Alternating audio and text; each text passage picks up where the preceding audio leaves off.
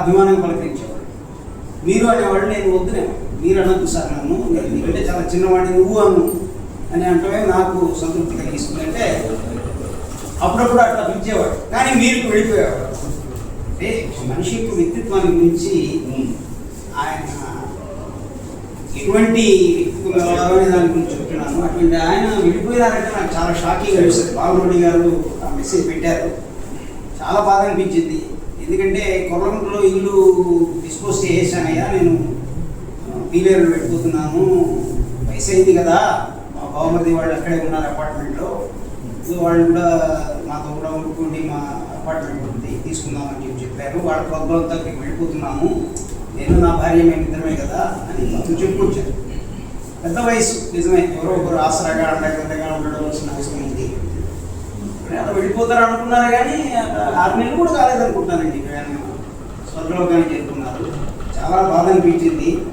వారు నాకు పంపించిన చివరి పద్యం ఒకటి వినిపించాలని కోరిక అధ్యక్షుడు. సాయిబాబా వారంటే వారికి చాలా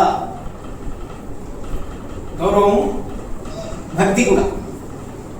ఆ పద్యం ఒకటి రాశారు, కంద పద్యం. అది నాకు గురువారం రోజు వచ్చిందండి, 15వ తారీఖు. ఎక్కువ పలుకులు పలుకక తక్కువ మాటలను వాడి తనుగును మనము చక్కగా నీపై నిలుపుచు దిక్కని నిన్ను తలతు సాయి దినదినమంతును అని అలసి అంటి పదాలకు మహానుభావులు రాశారు. ఇటువంటి పద్యాలు ముఖ్యంగా గేయాలు చదువుతుంటే మనకు తెలియకుండానే ఊపు వచ్చేస్తుంది. పిల్లల కోసం రాసినా కూడా పెద్దవాళ్ళకు కూడా వాటిలో ఉన్నటువంటి లయ, ప్రాణం, కవిత్వానికి ప్రాణం లయ అని చెప్పి ఒక సిద్ధాంతం ఉంది. ముందు ఒప్పుకోవచ్చు, కాలం మార్పులు అది వేరే విషయం, కానీ ఆ లయ గట్టిగా పట్టేసుకుంటుంది మనిషి మొట్టమొదట. అందుకనే కవిత్వం ముఖ్యంగా పద్య రూపంలో ఉండి బతికిందని నేను అనుకుంటున్నాను. మహానుభావులు ఆయన వెళ్ళిపోయినారు.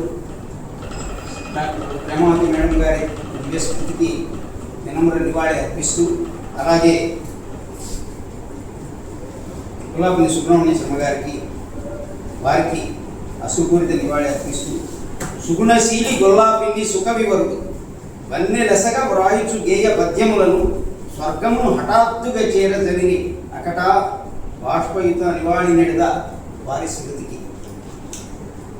భగవంతుడు వీరిద్దరికీ మనశ్శాంతిని ప్రసాదించాలని కోరుకుంటూ, అలాగే వారి కుటుంబ సభ్యులకు నా యొక్క ప్రగాఢ సానుభూతిని అర్పిస్తూ ఈ అవకాశం ఇచ్చిన పెద్దలందరికీ అనేక నమస్కారాలు తెలియజేస్తున్నాను. ధన్యవాదాలు.